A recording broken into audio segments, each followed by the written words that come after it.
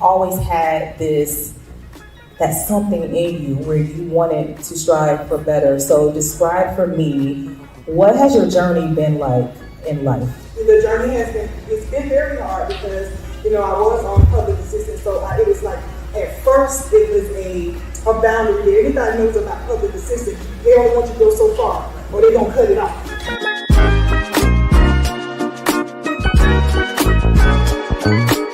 When you describe yourself now, tell me, who's Freddie Stevenson, the man that you are now? A few years ago, I remember in college, they would always have speakers come in and ask us who we are. I wouldn't have been able to answer the question. It probably would have had something to do with football. I'm a fullback for Florida State. I want to play in the NFL. But now it's just simple. I'm Freddie Stevenson, man of purpose.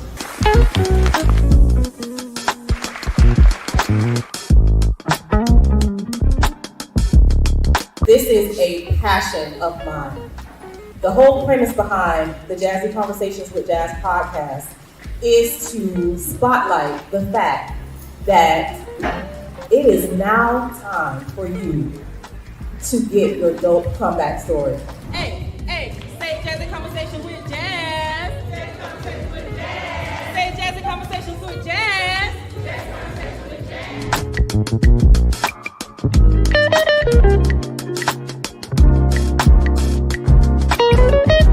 Every Monday, I call people into a studio and we dig into their comeback stories, because I know that we see people in their glory and we see people when they're on top, when they can have that silver lining to them, but we all go through some things, right?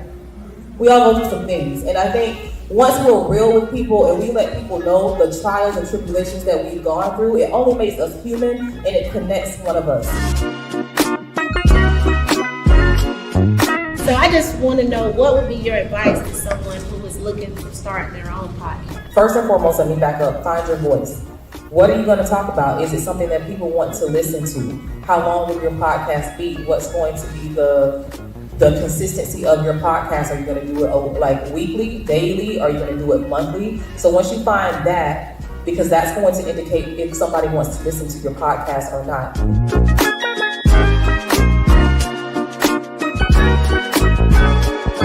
I do know how I'm doing it. I'm doing it with God. I'm doing it because this is a passion of mine. And when you are passionate about something, you're not going to stop. So it really it comes down to how bad do you want it. Hey, Jazzie crew, listen, it is a fantastic Monday, December 1st. It is the first day of December. So guess what? You have 31 days. 31 days to end this year the way that you said you were going to end this year. When you set those resolutions on December 31st at 11:59, and when it turned 2025, this is your opportunity. 31 days to make true on the promises that you made for yourself. So I believe in you. Everybody, let's go ahead and work towards our comeback. Listen, if you are in tune, you are a part of my Jazzie crew. My name is Jazz Bennett. I am your host of this award-winning podcast. This podcast celebrates the power of the comeback. You know that you can truly come back from anything with God, using the right resources effectively and your willingness to do the necessary work. We are on episode 167. We are on the other side of the 4-year podcast anniversary live show. If you were not in the building, all I'm going to do is just tell you, listen, we are about to start full blasting. Like, everything is about to be posted as a recap of this phenomenal show. 3 dynamic panel discussions, a plethora of vendors. We included a bartender this year. We were at a new location, Catapult Lakeland. Thank you so much for hosting us. We had a tremendous time. So I'm going to tell you to save the date. You definitely want to be in the building next year. Save the date, November 7th, 2026. It is going down. When I announced that you are going to be able to get your tickets, you want to get your tickets in a hurry, okay? Because it was life-changing. I really appreciate each and every one of my guests that I have had the opportunity to share their stories of their comebacks, because I do this to share with you that you absolutely can make it too. You can overcome anything. You just got to make sure that you keep God first. You use those resources effectively, and you have to put in the work. Faith without works is dead, right? And so I have another fantastic guest who's going to start us off for the month of December.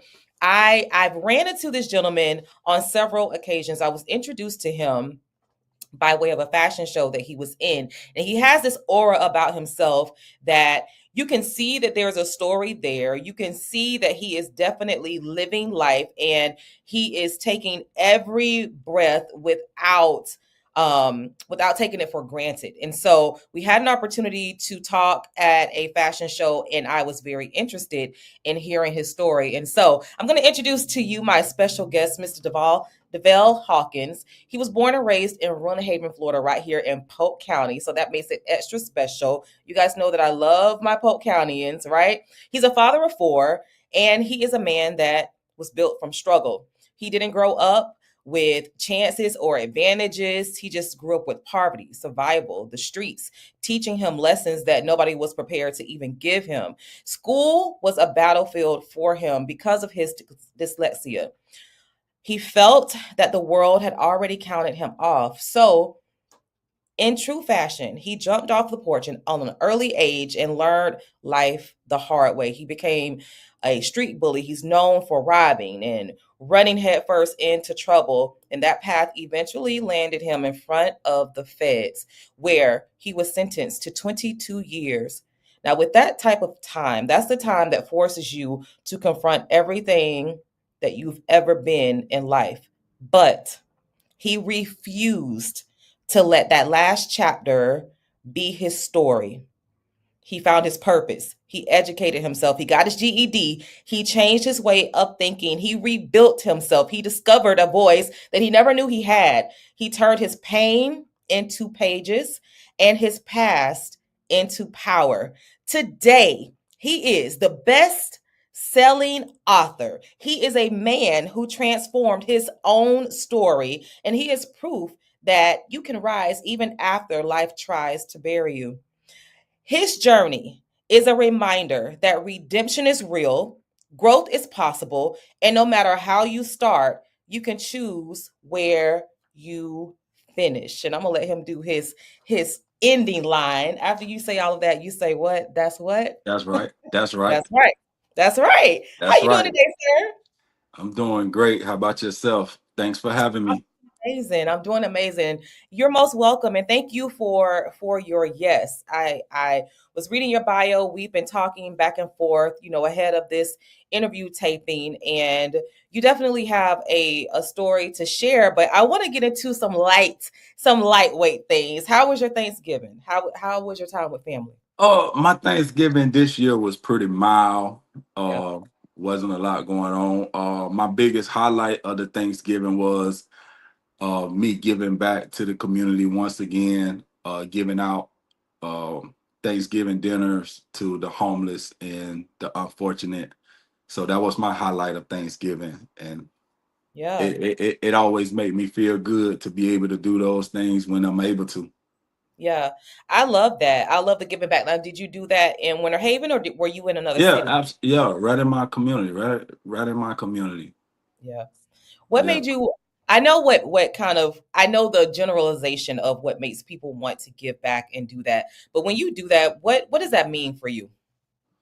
Um, it's a sign of relief. Like it gives me relief. It gives me pleasure on the inside. It makes me feel great. Um, I feel so good when I'm able to put a smile on someone else's face and provide them with something that maybe they needed at the moment. Yeah. So yeah, it definitely is give me joy, Hmm. I and love that. I love that too. And so I introduced you based off of just like first time meetings with you. And I can tell you that that first time meeting with you does not even add up to who you are truly as a man. And so do you find that a lot that when people meet you, they have a different perception of who you are, or is it like right on the mark? Oh yeah, like when a lot of people meet me, they definitely have a different perception because they've been and heard so many things. So they already in their mind, they already done prejudge the person and really not knowing the person. I get that a lot. The things that they know of is my past. Yeah. And they just now beginning to learn my now. Mm-hmm. Right now because I'm not finished. They don't know my future yet. I don't even know it, but I know where I'm heading. So, and I'm serving my purpose. So, when we get there, I definitely it'll be a whole nother episode. Yeah, yeah. I love that. Now, you have this story, this journey. And with me being in the educational field, it pulled at my heartstrings because, we always say there are databases, there's research that backs it up that and sometimes they call, that third grade year, it's like third grade is either you are sending kids educationally for success, or it could be the pipeline to incarceration, depending on the level of that child's education. And so that's why people hold that third grade year as a coveted year because it's so critical in shaping who these kids are. There's also Right. research that states that by the age of 7, kids have already formed their belief systems, who they're going to be, how ambitious they're going to be, etc. So it's all of these data points that's out there. And your story starts off with you having struggles in school. And I just wondered, at what age did you find out that you were dyslexic?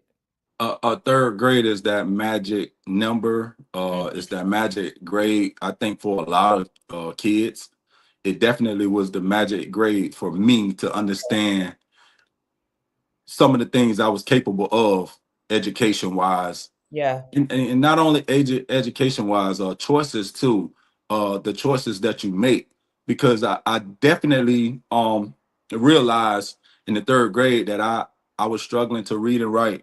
I wasn't like the other kids, Hmm. and it was embarrassed to hear other kids laugh at me when I'm called out by the teacher to do so. Hmm. Those things right there triggered something inside of me that made me become very, very aggressive. Hmm. And I think a lot of kids, when they reach third grade, in a sense be broken, and it can come from directly from the household, which and how they are raised. They can be broken. I feel like I was one of those kids that was broken due to Hmm. my household as well. Got, And yeah, so that was that magic number for me, 3. got. So did you receive any resources or any help in that area, or was it kind of like, I know that this is what I'm struggling with, but I just didn't have the supports for it? Yes, I did receive uh I'm not gonna say it was resources, Hmm. but there was an alternative to just get me to comply Yeah. Yeah. with the behavior that I was given while I was in the third grade. It took a while before they really figured out something that's wrong with this kid. By the time I reached the fifth grade is when things really kind of turned up a notch to take my mental and my education more seriously. Yeah. And that's when some of the resources started working for me. Uh, at that point. I was Hmm. in, yeah. So from the third grade to the fifth grade, they just thought I was just the ordinary bad kid, acting out and things like that. I used to leave school in the third grade because Wow. I felt so embarrassed. I went to Hmm. Ghana Elementary right off of Havendale. If you Yeah. know anything about Polk County or Warner Haven, particularly on Hmm. Havendale, I went to Ghana Elementary. Across the road from Ghana Elementary, there's a Boys and Girls Club right there. Right. Right. And then the girls' club is down by the canal, by the pathway that leads from one lake to another lake. It's a canal with an overpath. I Hmm. used to leave school and go up under that overpath and sleep right there until the buses come, Wow. and then I Wow. sneak back over to the school and get on the bus. Hmm. Ironically, what's crazy about that is my mother was the bus driver, so, Wow. so Wow. I had to get on that bus Had to get on regardless. it. Yeah, When you think back to those early years, like kids are normally, this is the age, we both grew up in those ages where we didn't have to be stuck to the smartphones, tablets, all of that, all of the stuff that we see kids in now. So back right. then, I can imagine that you were still pretty much so imaginative. And if you are escaping from school, I would imagine that in your slumber, like you're sleeping, but I visualize that you are thinking of maybe who you want to become, maybe of what you're gonna do when you grow up. So what thoughts do you remember from that young age? I knew who I was. I Hmm. just felt like nobody else knew who I was. Who was I that person back then? I was that person that was like very into sports. Hmm. Sports. I had a passion for sports. I was an all-star player. I was always the best player on my team, and that's all I ever dreamed of was playing sports. Hmm. And I felt like they wasn't hearing me until I got to the fifth grade. Gotcha. Not when I got to the fifth grade and I was allowed to play sports, it became my go-to. Hmm. I relieved all my stress, all my frustration, all my anger. I put it into the sports, and Yeah. that's what made me even that much better. I Hmm. was locked in. I was locked in. So it was like I can understand what the coach is saying when he called a play, but I couldn't understand the teacher when she said how to spell this word. Wow. Hmm. Hmm. It was two totally different things. Yeah. I would say, and I just wanted to ask, what sport did you play? I played football. Okay. I Okay. played a little basketball as I got older, but I was a beast in football. Yeah. It was no stopping me. Hmm. I wasn't the fastest. I wasn't the fastest, but I was definitely the best. Yeah. So typically when kids have like an outlet for or outlet in sports, um, sometimes that compensates for whatever learning disability that they have because like you just described it yourself, you didn't feel successful in the classroom, but you would feel successful on that football field. And if kids are paired with a coach who can read that, like if coaches really believe in garnering student athletes, like that coach is one really that could be your savior. So did you have a mentor at this particular time in your life? At the time of my life when I first started and everything, I didn't have a mentor. My fifth grade teacher was my mentor. Okay. She was the only teacher right now today that knew how to tap into me to get me to read better or just to learn better, just to try and comprehend better Mhm. than what I was doing. Mhm. And it's crazy because her husband was my football coach. Yeah. Yeah. Yeah, and it was like she knew how to tap into me to make me do better in school and not be getting in trouble in school and things like that. I mean, Mhm. she went to bat for me. She talked to the principals and everybody. She would not let nothing happen to me.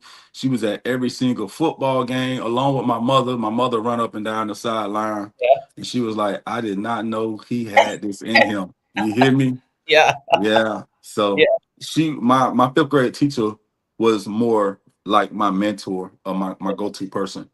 And Yeah. her name is Miss Hall, Jan Hall. Shout out to Jan Hall, It's Miss Hall. home. Miss Hall. Yeah. Yeah. Do you ever get to see her now? I haven't seen her in Yeah. decades and so Yeah, they are long. reunion. I did speak with her over the phone like probably about a year ago. Yeah. Yeah, Yeah. I need to probably reach back out and try and check on her because it's Yeah. been over a year since I last heard from her. Listen, I'm telling you, and so like um just showing the importance of like the people who are in your life, kids spend most of their time, most of their day at school, and so those influences are very important. If you have a strong foundation at your house, that core is never really going to be broken. Even if you choose to go down a different path, you'll always come back to what you know. But those influencers and influences that you have in school are also indicative to who you become, your belief system as well. And so I'm saying all of this is because we just recently had a professional development at my school. And the guy from Chicago was talking about his trajectory. Like he was talking about being raised in a foster home system and how that changed him. But he always went back to a teacher, and this teacher for him was the difference between him getting stuck in a situation where he would have to do a drive by, etc. Because, like I said, he grew up in Chicago, and with all that we know about Chicago, it's just different in those types of streets there, right?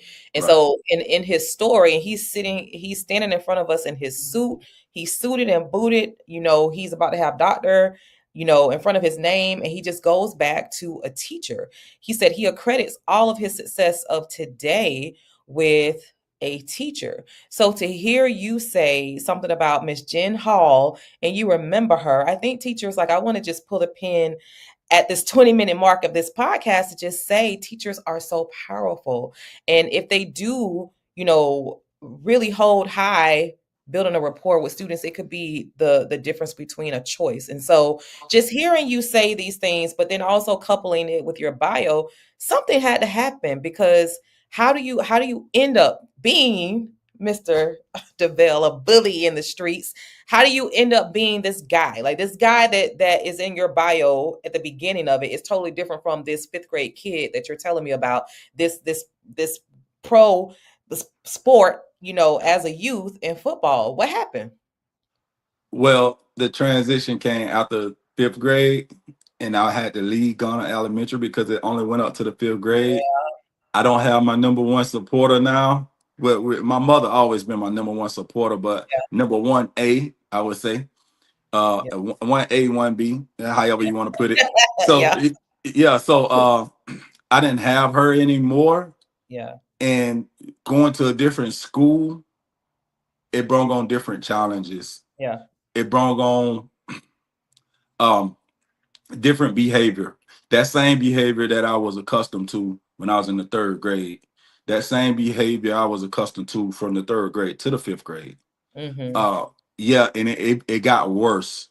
It got so bad to where, like, and then we was poor. We was mm, poor. We didn't have anything. Like, so my mom was struggling to take care of. She was a bus driver. She didn't make much money. yeah, And yeah, and she had an open house, meaning her house was open to all the kids in the community. If you need something, if we got it here, come in and eat, come in and play, whatever.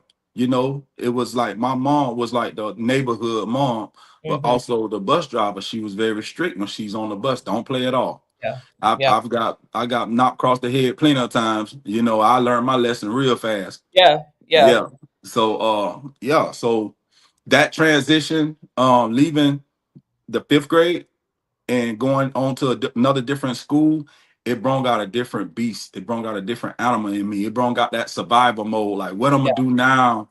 I don't remember everything that my fifth grade teacher was teaching me. I don't remember yeah, most of. I don't hardly anything. mm-hmm, And no other teacher from that time even took the time to try and understand, yeah, or try and teach me anything, or mm-hmm, try and even tap into me to just to get to know me yeah, as a person and try and understand some of the things that I deal with mentally. mm-hmm, I started at that point. It had got so bad. My mother, I ended up getting a check. I was getting a SSI check mm-hmm, and stuff like that. I end up, because it was just like my behavior just was like unmatched. yeah, And I became that kid that will walk in the hallway of the school, and the other kids will make sure they get as far to the other side as possible when I'm yeah, walking by. And mm-hmm, it became that bad. I was like that troublemaker in school. Like, yeah. yeah. And So it also led to the streets as well. okay, mm-hmm. Yeah. Because I was gonna say, in this journey, I'm not hearing anything about a friend. I'm hearing like you feeling like it's you against the world, because you have to protect, this new identity of who you are in this new environment. And so I know that, they will say that, you turn to the streets because it feels like a second family. You feel like, these are people who actually care about you. Is that what the streets meant for you? Like, what did the streets mean to you? Yeah. The streets was I felt more comfortable in the streets than I did in school. Mm-hmm. Yeah. Why? It was fun. Mm-hmm. It was fun going to steal out of stores. It was fun going to steal bicycles and fix them up. It was Mm-hmm. fun just being just bad, like cops and robbers. Like, I can't be caught. I bet they can't catch me type stuff. Got you. It was fun. That it was that type of mentality. So I enjoyed being in the streets more than I enjoyed being in school. A lot of things I learned from the streets. I learned more in the streets than I did in school because that was the path that I chose. Gotcha. Gotcha. Yeah. So I learned how to drive while I was in the streets. At a very young age, I started stealing cars. I had a friend, a young friend at that age too, right? Hmm. He was much smarter in school. He was much more book smart, but Hmm. he was on that same level in the streets as I was. But he was book smart in school, but I wasn't book smart in school. And we used to get together. We used to go uptown to the more fortunate people who can afford things. We used to go to their neighborhoods and steal their bicycles, and then Hmm. we start stealing their cars and everything. So what Hmm. happened as we matured in that field of Yeah. crime, Yeah. we start stealing cars, but not only stealing cars, we got to junior high school. We was like eighth grade. We was stealing cars. We was driving cars, stolen cars to school.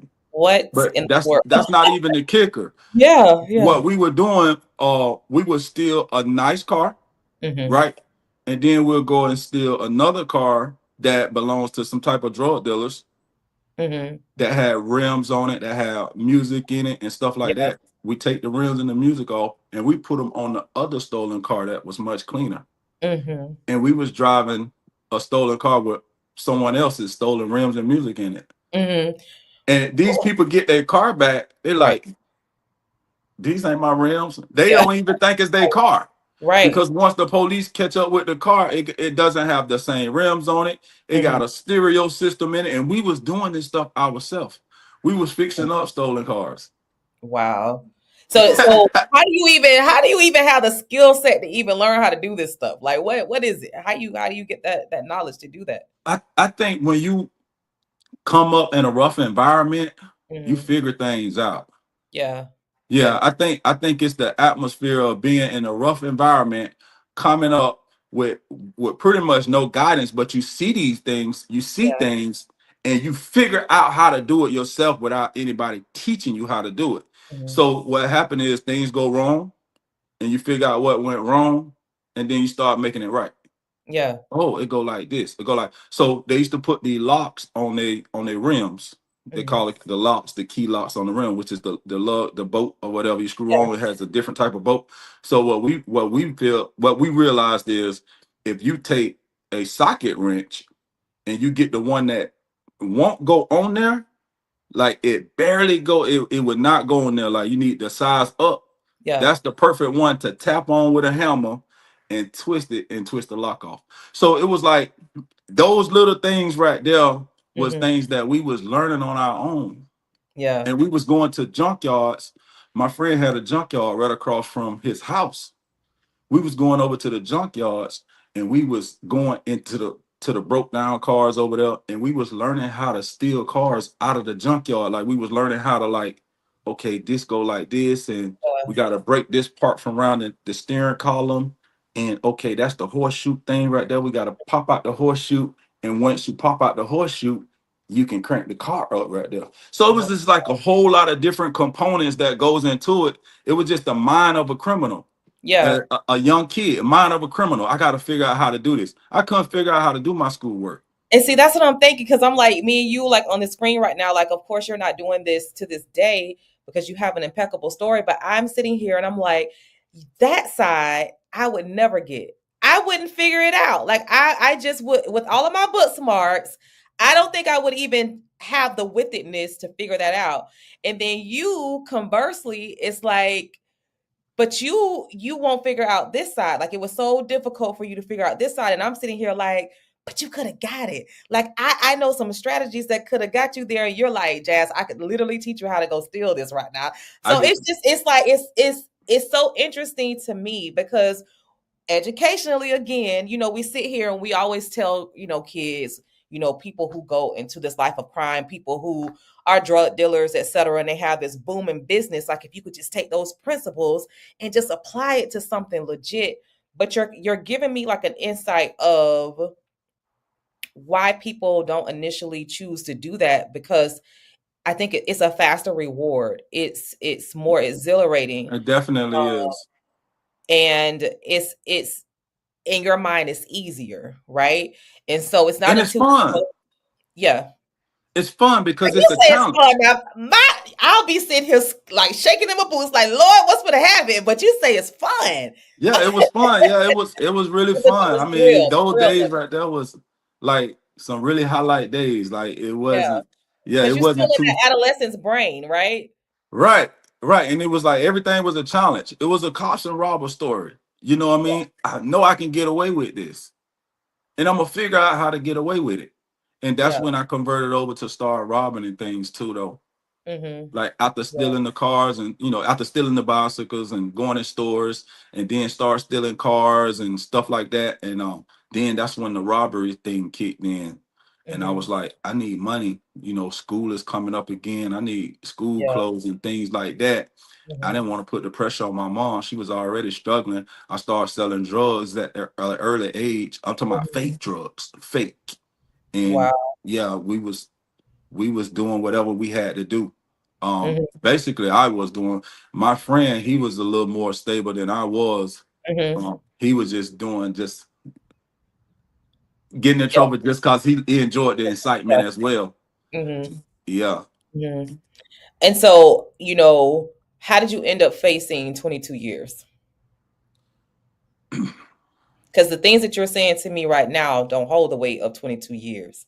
How did that No, come? I was in and out the system. I Mm-hmm. was in and out the system. Um, when I first started robbing, I got away with a lot. Okay. But the first time I actually got caught for it was a time that I regret. Even still, right now to this day, I regret because I didn't know. I didn't know who the person was that I had targeted, Mm-hmm. and that was the case that I got caught for at a young age. I was like 16, and I went to prison for it. And they did not want to come to court and press charges and testify against me. They was threatened by the judge and the prosecutor and everybody to make them come to court against me. Right. That person I still have a good relationship with. Andre Berto, he's a professional boxer. Yeah. Yeah, it was his dad and his mom. They had just opened up a store right in my community right here in Florence Villa. Mm-hmm. We didn't know who the store belongs to, but I ended up going by myself. I ain't take nobody with me. We didn't know. We just thought it was some people from out of town opened up a store or whatever, and then had a restaurant right next door. Right. And the moment I just decided to just go by myself and rob this place, I never was a store robber. I Yeah. never was a store robber. I wasn't that type of robber. I was like a street robber. Like Mm-hmm. I like to rob drug dealers. Mm-hmm. If you in the streets and you selling drugs and things like that, you the one I want to rob. Yeah. Yeah. Yeah, I was more of that type of robber. I wasn't a store robber or Mm-hmm. nothing like that. But this was my first time trying to rob a store. And I Why? got caught. Why? Why? I don't know. I guess it was just a challenge. It was like, Mm-hmm. I think I'm gonna try and rob this store. I don't know what got into me Mm-hmm. to do it. I know we had went to Daytona Beach and we came back from Daytona Beach and that's when it all kicked off. We had a we had a car. We went to Daytona Beach and we slept inside the car. And when we got back to Winter Haven, it was Mm-hmm. like I was like thinking how to get some more money. Gotcha. And Gotcha. this was a fresh, brand new store that opened up in my neighborhood. It was an easy target. Mm-hmm. I felt like it was an easy target. So when I went in the store, I went in with a mask and I'm with a small handgun. And I Mm-hmm. went in, and when I first went in, I didn't see nobody. And then I see a lady step out from behind the clothes rack, and it stunned me. It shocked me. I was Yeah. like, "Hold on, who is Mm-hmm. this?" I was like, "Who is this?" Because when I remember, I had already walked by that store before. Okay. It was another person in the store. It Mm-hmm. wasn't. It was a dude. It was an older man in the store. Um, when I went in to rob the store, it was a lady in there. Mm-hmm. And when she stepped out from behind the clothes rack, her stomach was sticking out so far. She was pregnant. Yeah. It shocked me. And I just went into like panic mode. And I was like, I can't do this. Mm-hmm. This is a pregnant lady in front of me. So I ran out the store. I didn't even rob the store. Mm-hmm. I ran out the store. And when I ran out the store, her husband was chasing me. I didn't know it for a second. I looked back and I Mhm. see a guy chasing me. So I run across the highway. And when I run across the highway, I thought he had to start running. So I started walking down the pathway to go to the projects, and I took my mask off. Mm. And when I took my mask off and I'm walking through the pathway, he came to the end of the pathway and looked. He said, "Hey." And I turned around and he seen my face. Mhm. He said, "I know you." Come to find out, he was like one of my mom's best friends. Wow. Wow. Yeah. And that's the reason why they didn't want to come to court, because my family and his family was so tied in, you Mhm. know. But yeah, the police came and picked me up for that, and I ended up going to prison for 3 years. So after I did those 3 years, the criminal history thing just continued to go. The crime, Mhm. committing crime. I had a thing for committing crimes. Okay. It was my high. It was my So it was go-to. no lesson. No lesson in 3 years. No less than in 19. 3 years. In You're 3 years, I'm getting smarter on how to commit 19. Gotcha. crimes. Gotcha. I'm understanding, like, in 3 years, I'm like, okay, I know how to rob a store now without even making contact with people. Mhm. So now I'm breaking in the stores and I'm busting holes through the wall to Mhm. go in the store so the alarm won't go off. Mhm. Like, I'm figuring things out in my head. While I'm doing these 3 years, I'm Wow. thinking about, like, how can I get away with more crime? Mhm. That's all was that's the only thing what was on my mind. Nothing else. I would just think like after that situation and you find out that it's like a family friend, I would think I would think, because I don't want to assume, I would think that remorse sets in. Like you start thinking like you're 16 and like at that time, if I'm calculating it right, and you go in, you're 17, 18, 19, you get out. I know it's the thrill. I know that you're getting a high off of now. I just want now. So your mind frame was, how could I have done that without getting caught? It was like a challenge to you. It wasn't Right. like at that stage of I'm just remorseful. It's let me up that one. I gotta one up it next time. Yeah, next time I gotta do it better. Hmm. But not in my community. So I'm thinking, like, outside of my community now, like, okay, this went wrong. Hmm. How can I do it better? But not target anything directly in my community, because Okay. that's not where the money is. It's some money out here. It's a Hmm. lot of money out, and it's not in my community unless you're selling drugs. Hmm. So Hmm. that's what my mindset was. Okay. I got out of prison. Um, Before I even went, I want to just back up for just one Go quick ahead. little moment. Go ahead. Before this attempt, it was called an attempted robbery because I never robbed the lady. When I seen the lady was pregnant, I ran out the store. It freaked me out. Right. Um, Before this even happened, I Hmm. tried to get a job. Okay. I was 16. I said I just turned 16. I ain't been 16 long. I tried to get a job, Hmm. and I went up to Woody's Barbecue, Okay.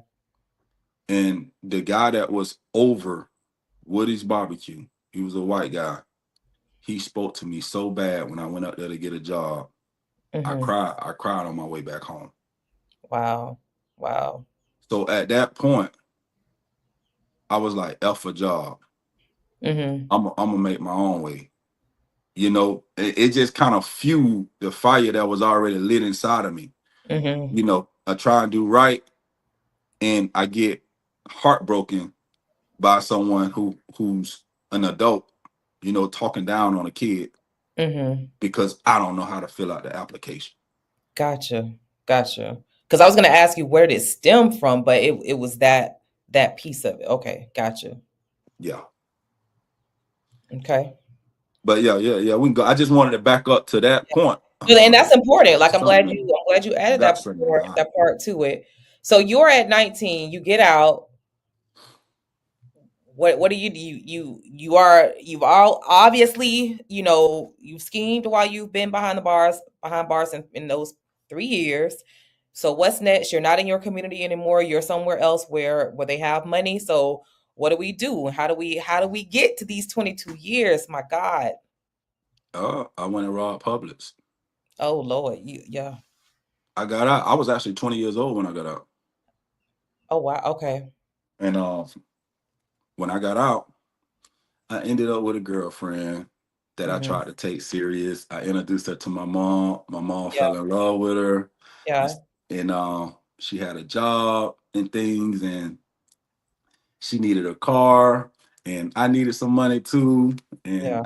and I ended up, I just kept the robbing spree just kept going. I told you why I was down for those 3.5 years. I Yeah. was getting smarter on how to do things. At least that's what I thought. I thought I was getting smarter, like to be a better criminal. Yeah. That was it. I had a complete criminal mind frame. Yeah. There was nothing else around it. Straight Hmm. criminal mind frame. And I was in the county jail, and it was this guy, I think from Lake Wells or Haines City or whatever. They ended up getting like life sentence for Mm. for robbing grocery stores. Yeah. But I'm in the cell with them as they talking about how they was robbing these grocery stores, Hmm. and and when they talking about how they was doing it, I was like, that's how they was doing it. Yeah. Maybe it'll be better if I did it like this, because Hmm. they got caught when they did it like that. Hmm. Hmm. I was waiting to get out of jail just to Just try to it. do it. Just to Just to do it. try it. I was Good I Lord. was so Okay. amped up. I was so amped up to get out of jail just to try it. And I Uh-huh. did it, and I got away with it. Hmm. Yeah, it got away. I hit them for like tens of thousands of dollars. And I Hmm. came home and I pulled all the money on the bed, and my Hmm. girlfriend hurry up and close the room door so my mom don't walk in there. Hmm. And she was like, "What the fuck did you just do?" I say, "Babe, I went and robbed their ass." She Hmm. was like, "I don't want none of that shit. I don't want Yeah. none of it. Get it out of here before your mama see it." Hmm. So the next day I went and bought her a car. She refused that car though. She refused. She refused that car. I went and bought her a car. Oh, it's something in my car that just irritating Yeah. the heck out of me. Oh. But yeah, I went and bought her a car the next day, and she did not refuse that car. Yeah. hmm Yeah. Yeah. So yeah, so that's Mm. what I did when I got out of prison after doing those 3.5 years. Hmm. And at that point, I became very, very aggressive towards mainly drug dealers. I Hmm. became very aggressive towards them. I mean, Right. you know, but I had I don't know what you want to call it. I ain't play no games with them. Hmm. I will walk up on a drug dealer and bareface Hmm. give me everything in your pocket, give me your chain from around your neck. They know exactly who I am. They know Yeah. exactly where I live at. I don't know what I was thinking about. It was like I was death struck at that Hmm. time. But I Yeah. applied so much aggression to the point where they was scared to retaliate. Why? What? Like, why? Why did you target them? I'm interested because it's like, is it a backstory here? Like, did a drug dealer do something But to you you? know why I target them? Because they was easy. And Okay, not only that, most of them not gonna come to court because they know they sell drugs. gotcha, gotcha. Most drug dealers not gonna go to court. And I mean, now they will. Nowadays, they're charged and white you nowadays. I Yeah, mean, yeah. yeah. But back then, most drug dealers wasn't trying to go to court or be dealing with the police. Mm-hmm. They Okay. just they just rather make peace. Yeah. Yeah. So the case that got you the 22 years, what The was that? case that got me to 22 years. That's what you get into. My bad. I'm sorry. No, you're absolutely fine because all of these other pieces they add to it. So yeah, it's a part of your story. So the case that got me 22 years was I already was selling drugs at a young age, but I started to get more serious about it. Mm-hmm. So now I'm not robbing drug dealers anymore. Okay. I'm one of them. I So became what made you one of different them. from the perception that you thought when you said that drug dealers are easy to rob, et cetera? What made you different? What made me different is I had more heart, Mm-hmm. and I was more of the aggressive. And Okay. I had already solidified my position in the streets. Okay. So I knew I wasn't no easy target to rob. And then on top of that, a lot of the robbers always call me and try and get information and advice from me and even ask my permission. Even robbers from other cities used to Mm-hmm. call me and be like, "Hey man, we finna come over there. We finna hit this dude over here. Is all right? You cool with him?" You know, he Mm-hmm. used to ask me questions like that. Wow. Okay. So I never was an easy target. Like the robbers are my friends. Mm-hmm. Like Mm-hmm. other guys who do the same thing I do. I Mm-hmm. mean, yeah, they became good friends of mine. Gotcha. Okay. So you're heavily in the game at this particular time. Right. And I decided to get me a trap house. Mm-hmm. And I got the trap house by myself. I Mm-hmm. had I just not had a newborn child, my little Mm-hmm. Stony. And I had my newborn child, and well, I say newborn. She was like 1 years old. Mm-hmm. But yeah, so I had my little baby and the mother of my child living in a separate community from what I was living in, and I Mm-hmm. had a trap house in Winter Haven. We decided to, I wasn't being the best guy that I should have been to Yeah. her, and I was causing her more damage mentally. So I Mm-hmm. say, she needed a break from me. So I started sleeping at the trap house, and I had a friend of mine's, a so-called friend. Yeah. He needed somewhere to stay, and I let him stay over there with me. Mm-hmm. And what happened was I told him it's a trap house, but we don't trap out the house. What Mm-hmm. I mean by that is this is where we at until somebody call us and want some product or whatever. Mm-hmm. But don't never sell out the house. That was one of my rules. Never sell anything out the house. If somebody wants something, go to where they at or meet them down the street. Mm-hmm. So while I wasn't there, he was selling out the house. Yeah. Yeah. And the police ended up getting a search warrant. 7 days later, they enforced the search warrant and they kicked my door in early in the morning, like 6 o'clock in the morning.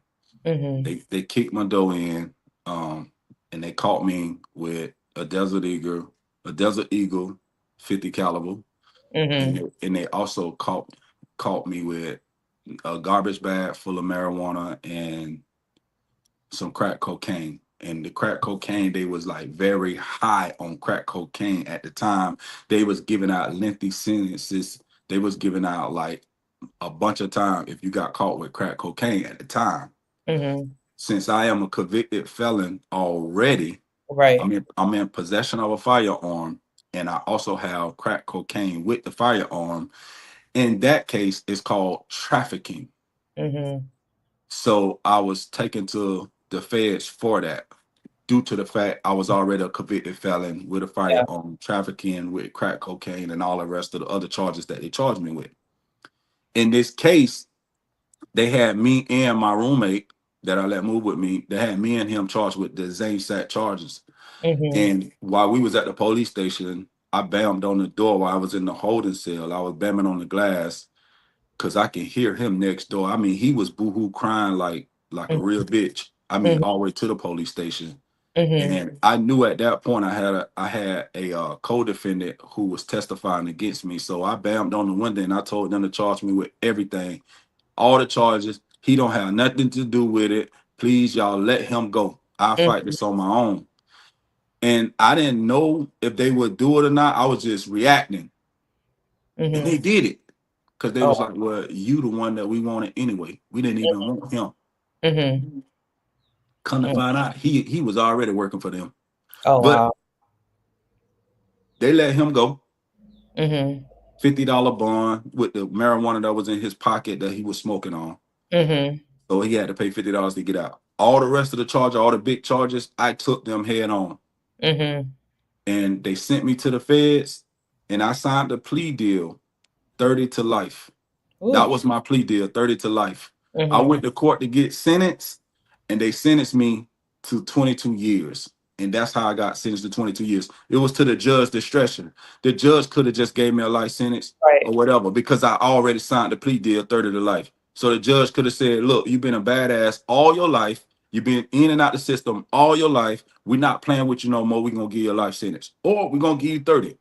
But instead, since I accepted those responsibilities, Mm-hmm. for some reason, I don't know what made her do it, but for some reason, she said, Mr. Hawkins, the lowest I can go on your sentence is 22 years. It was 262 months. Mm-hmm. And she said, if I go any lower than 262 months, the prosecutor, which is the government, they could appeal that Yeah. and they can give me a life sentence. Right. So she was like, I'm not going to go up under 262 months. That's what I'm gonna sentence you to. And that equals out to 22 years. Mm-hmm. And Good. that's how I caught the 22 years. When you heard that number, because I know you said between 30 to life, you signed the plea deal, so you had already thought about that. What was your first thought? Because me sitting here, I'm thinking about my kid. My kid is 1 years old, 30 to life. Like, how old will they be when I see them again? When I'm able to be free. That's where my mind immediately goes right now in my space. But in your space, what did your mind go to? Well, your mind go there because you're a mother. Right? I'm a father and I'm trapped into the streets. Yeah. As much as I love my kid and I Mhm. love all my kids, she Yeah. was actually that was the last kid I had. Okay. That's my baby girl, my little Stony. Um, I thought about her, but I couldn't think about her at that moment in time. There was so much pressure on me. I was Yeah. still I know it equals out to 22 years. I knew that before I even signed the well, after I signed the plea, I already knew that my representative, they already done told me, my public defender, pretender, whatever, had Yeah. already told me that, if the judge come down to the 22 years, that's the furthest she can come down. It'll add up to 262 months, whatever. I knew that. But after I got sentenced, I was in the holding cell still trying to count, like, no, that really add up to 22 years? And Yeah. I had counted that jump over and over again. It wasn't changing. Numbers weren't changing. One changing. Yeah. Numbers weren't changing. So I had not lost a lot of any faith that I had. I lost it. Any faith that I had, I lost it. I didn't believe. I didn't have any faith. I didn't pray. I didn't do Mhm. anything. But when I used to talk to my mom on the phone, she used to always be like, don't claim it. Don't claim it. Don't claim it. You're coming home. Do not claim it. You're not finna do no 22 years. And I'm like, Mom, they already gave it to me. I Yeah. don't care. You do not claim that. You're not Mhm. going to be in there for no 22 years. I'm not claiming it. You can Mhm. talk all you want. I'm not claiming it. That's how adamant she was. She was Yeah. really like Yeah. stern on that. You know what I mean? Um, so I mean, after I had done a couple of years, my mind started to change. Because now, I'm building this relationship with my mom. My mom probably about the only person I can really talk to like every other Mhm. day or so, I'm building this relationship with my mom and Yeah. she's empowering me to not claim it, to be strong, to just have faith and all of that. I did not want to have faith. I didn't want to believe in God because how this happened to me. Mhm. You know what I mean? So that's how my mind was. And my mind was so off balance. The Yeah. balance was crazy. And Yeah. it was a bipolar situation when it comes to believing and not believing, talking to mom, not wanting to talk to mom, and everything. So Mhm. some hit me one day after I started praying. And I called my mama and I said, Mama, I don't know how I'm gonna do it. I don't know how I'm gonna do it. But I know you want all your kids to graduate high school. Mhm. I said, Mama, I'm gonna get my GED. She said, you can do it. You can do it. That's what that's positive thinking. You can do it. God, I've been working on. I talk to God every day, and stuff like that. There, and I bust my ass to get my GED the whole time I was in prison, in federal prison. I didn't Mhm. even think about the time no more. All I was thinking about is get my GED Mhm. for my mama. And Mhm. also for myself, because I wanted to, at that point when I started working on my GED and started trying to learn how to read, trying to learn how to write, Mhm. other things went to trickling in my head. You know what I'm Yeah. saying? It started to balance out. Like, Yeah. dude, you don't want to be that dude you used to be. Yeah. You want to be a better person. So I committed to being a better person. And the more I made that commitment to being a better person, the more I wanted to learn. The more I wanted to go to school, Yeah. the more I wanted to talk to my mama, the more I want to talk to my kids, the more I just want to be a better person altogether. Mhm. And it took me 7 years to get my GED. 7 whole years. Wow. Wow. Mm-hmm. But I did not stop until I got it. Mm-hmm. Mm-hmm. And I called my mama in tears. Mama, Yeah. I got it. I got it, mama. I got it. I'm running all the way down the compound. These people think I'm crazy. Yeah, Yeah. I am crazy. I get a little emotional thinking about it. But Yeah. yeah, I called my mama. I Yeah. said, Mama, I got my GED. I got it. I got it. Yeah. Yeah. And they set a graduation date, and she came to the prison and Yeah. everything. Yeah. And I took a picture with the cap and gown on with my mama. I had done made it, and I got my GED. I wasn't even thinking about the time no more. The Yeah. time is what it is, Yeah. But then, ironically, something special had happened when Kim Kardashian started fighting for that Prison Reform Act, Mm-hmm. and Donald Trump signed it into law, which Mm-hmm. directly affected me. And I was being emergency released out of prison 15 and a half years later. Wow. Wow. Yep. So What? my mama said, don't claim it. Listen, because I'm like, that's what I was gonna go right back to. Like, yeah, yeah, yeah. Yeah. In that time though, because I'm hearing God is a major factor. Is for me the only factor when we're trying to make our comeback. That has to be at the ground level, like that he's most powerful, right? He's Right. almighty. Right. And so, with him, all things are possible. But someone who's looking at this podcast episode, who has always been on the straight and narrow, who may not even believe in prison reform, who's just a diehard, could be a Christian that doesn't know that they're not even living by Christian values, but they're like, why does this guy get a second chance? What makes him so special? What do you say to those people who still may give you opposition of, did you deserve this second chance or not? What I say to them is their opinion don't matter, because I'm a much better person now, and I'm happy with the person I have become from the person I was. So your opinion doesn't matter to me, and it won't affect me in any type of way. So what you need to do is probably pray even harder than what you do, to understand that people do change, Yeah, regardless of how they was raised, regardless of how poor they was, the poverty, regardless of the uneducated, dyslexic, regardless of any of those things. I fought through all of that to become the man I am today. So you're not going to make me feel down in any type of way because you feel like that I shouldn't deserve a second chance. yeah, God bless you, and I keep you in my prayers as well, even if you absolutely. don't want me to. That's what I would say to them. Devell, who are you right now? Who is this man that we are looking at right now? Because we all know, and we'll get to the book. We know that you are a best-selling author, but as the man standing right here on this podcast episode, who are you? I'm a father of four. I'm a son of a praying mother. I'm a positive figure who's serving his purpose and want to uplift any and everybody that I can.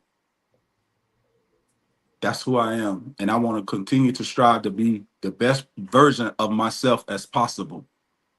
Mhm. And through this journey, I always seen that I wanted to be successful from my struggles. What I did not see, what it took, what it was going to take to get there. I Yeah, didn't see that middle piece. I didn't see that loneliness. I didn't see that, uh, that struggle in the middle of trying to be successful. All I seen was, I'm a changed man and I want to be successful. What I got to do to get there, I didn't know everything that comes with it. And I'm still learning right now today. And I encourage any young man or any youth or whatever that may be even looking or listening to this podcast, you can do anything you want to do, but you have to do it, and can't nobody do it for you. yeah, That's who I am. yeah. What do you say to that man or that young man who sees you they hear your story, but they're just like you when you were 16, and it's fun to them. It's exhilarating to them. The money is coming quick and fast. What do you say to that person? I was you. I was you. And what I say to you now today is very rare that you would make it to live this far if you don't change now. I am rare. I'm not ordinary. I'm extraordinary. Everybody don't get these chances.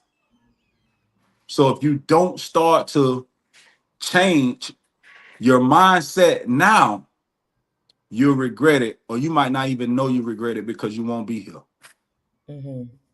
So that's what I would really encourage them, and I would talk in that form, letting them know that I've been where they are, Hmm. and here are some steps that you can use to start the change and starting to do better. Yeah. Do you talk to the youth now? Absolutely. Love Hmm. talking to them. I Hmm. thrive off talking to the youth. I, Yeah. I, I actually, right now, I'm asking anybody out there for more Hmm. opportunities to allow me to talk to the youth if you have that ability to do so. If you Yeah. can get me into any facility where the youth are, whether it's a school, boys, girls club, whatever, after school program, or any type of program you have, I'm asking you to let me come and speak to the youth. Hmm. No Yeah. charge. At no charge. I do it because I love it. I do it because I have a passion for it. I do it because the kids relate to me, and they listen and they understand. Yeah. Like when I speak to them, they are listening. It's different because I've been through a lot of things that they are going through. So they relate to me more than somebody who never been through anything. Yeah. Right. When you go through this, because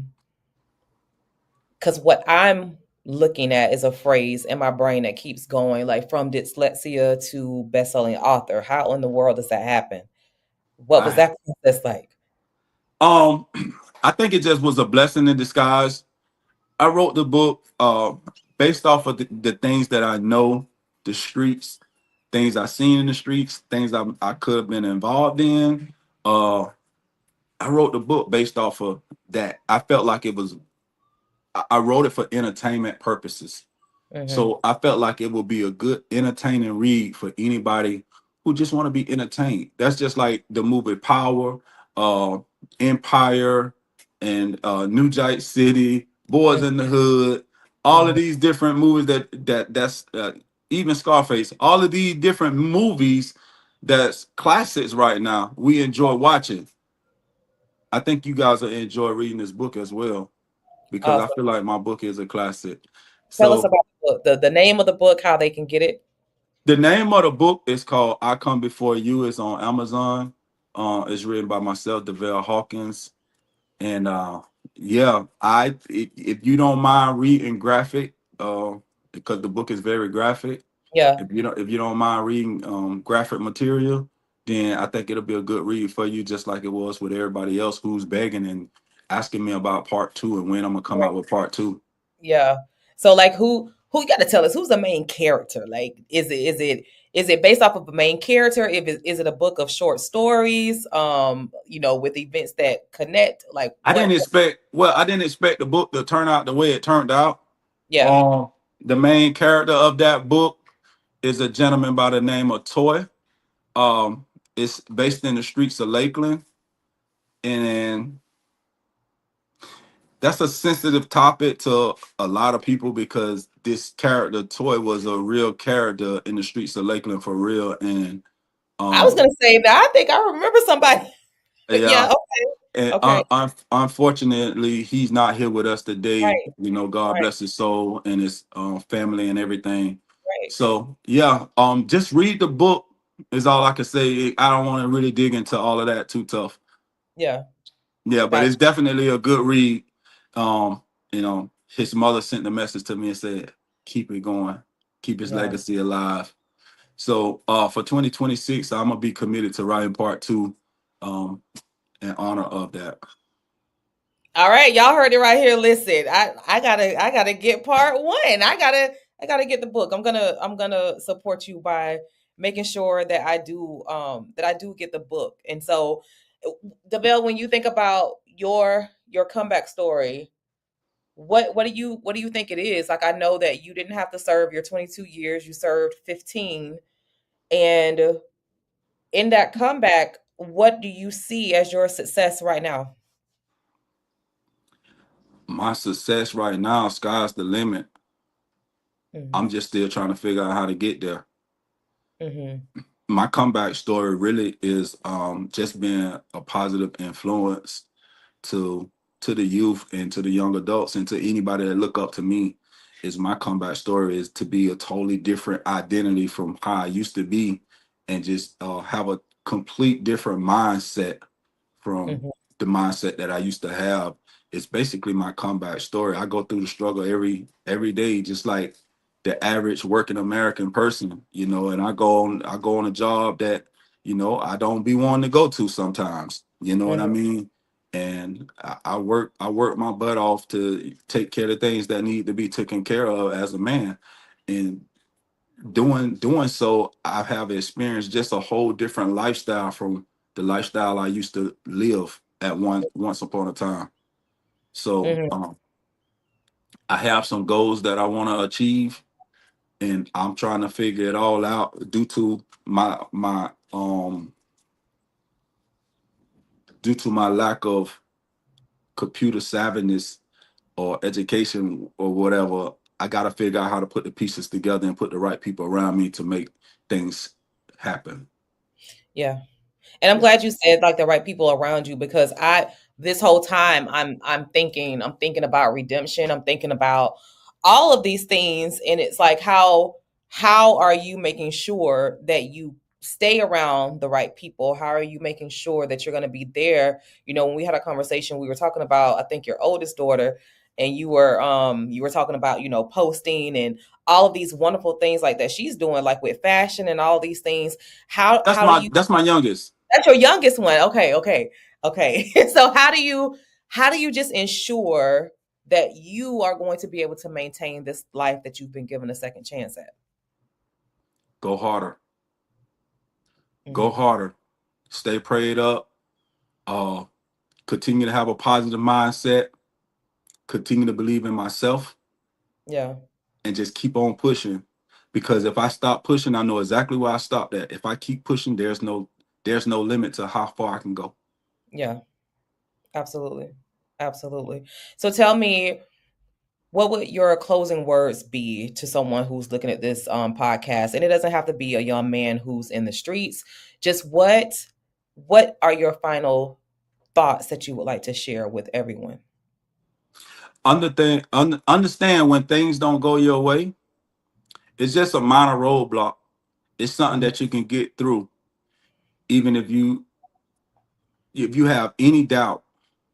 If you have any doubt, you only limiting yourself to the things that you can accomplish.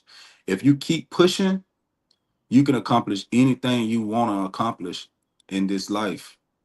I mean, there are millionaires and billionaires in this world, and they not even the happiest at times. But you got the Yeah, same 24 hours in the day that they have, and anything you want to accomplish, you can do it. Don't let nobody tell you you can't do it. You can do it. If I change from the person I was to the person I am today, if I did that, I know you can do anything you want to do. yeah. I And like that. can't nobody stop you but you. Yeah. I have a last question for you, because I was on your Instagram page, and on your Instagram page, in your bio, what we can see about you, you do give thanks to Kim Kardashian. And like, have you ever considered, or have you ever like written her a letter or tried to make contact with her? I only talked to her attorney, one of her attorneys before. Hmm. Um, it's so hard to reach her. So I always wanted to give her thanks, and that's why it's on my Instagram like that. I was hoping one day Yeah, she'd see it and understand that, this person, I'm not one of the ones that got that chance and just messed it up and went back yeah, to the system. I'm still out here and I'm still working hard, and I'm still making things shake with what I have, with the little bit that I do have. And just my presence. If I have just my presence at times, that be enough to help other people. Yeah, but I wish I could Yeah. contact her, and just give her a personal thanks Yeah. for fighting for us that couldn't fight for ourselves.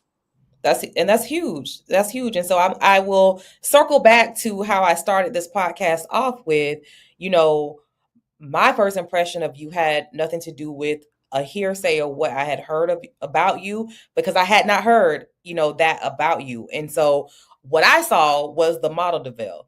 What I saw that first time was just the model who was just focused on his scenes in the show. The second time I met you, it was a little bit different because I introduced you and I told you about this podcast, and I told you that my podcast celebrates the power of the comeback story. And you started telling me about your book, and you said, "Oh, I have a good story." And some kind of way we were interrupted in our conversation, but that conversation, just how you just stated, your aura, the way that you showed up, it was a matter of fact conversation that just got cut short because I think somebody may have pulled me back to the stage or whatever it was.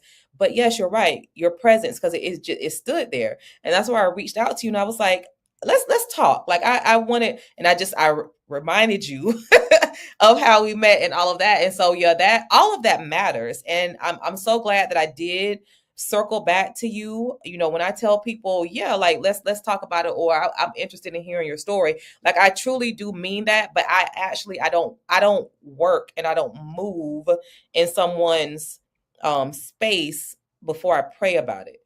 And so that's how I'm comforted and assured with my podcast, because I truly believe that God leaves me to the people that I'm supposed to have this conversation with. And I know for a fact that this conversation, this podcast episode is here for a reason. It's a God thing, And so Absolutely. you're going to help change someone's life. You're going to help change someone's trajectory. You may give them a way into looking at why grace is so important, why forgiveness is so important, why second chances are so important. But you also are a reminder of a telltale of, you are not going to be able to do crime forever without either being caught, incarcerated, or dying. Like that's just what it is if you Right. don't reform your life.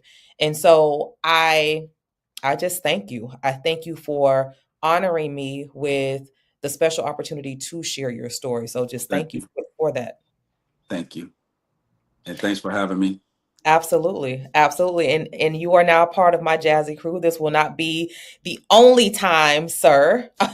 So I do hold space in those arenas where, you may have opportunities to speak to kids. And so I wish you the best. We'll be praying for you, making sure that God definitely orders your steps.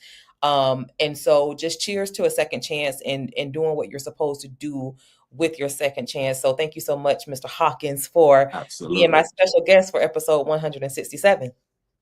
Thank you. And thanks You're again most for having me. welcome.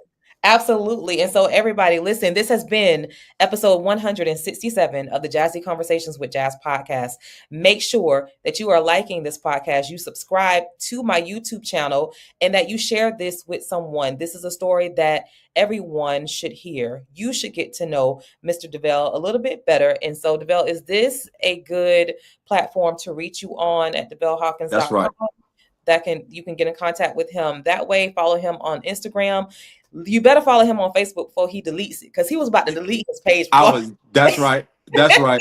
Follow me on Facebook before yeah, I don't think I'm gonna delete though. But my website, Devell Hawkins, it needs some work. I got to find somebody to help me out with my Yeah. website. I'm Yeah, pretty I sure really you do. will get that too from this episode. And so thank you so much, Devell, for being a part of my Jazzy crew. And That's I will right. see you guys back here on next Monday for episode 168. But let's blow this episode up. Hit the like button, share, comment, and let us know how you enjoyed it. And so I will see you back next Monday. Have a good afternoon, Mr. Hawkins. All right, you too. All right.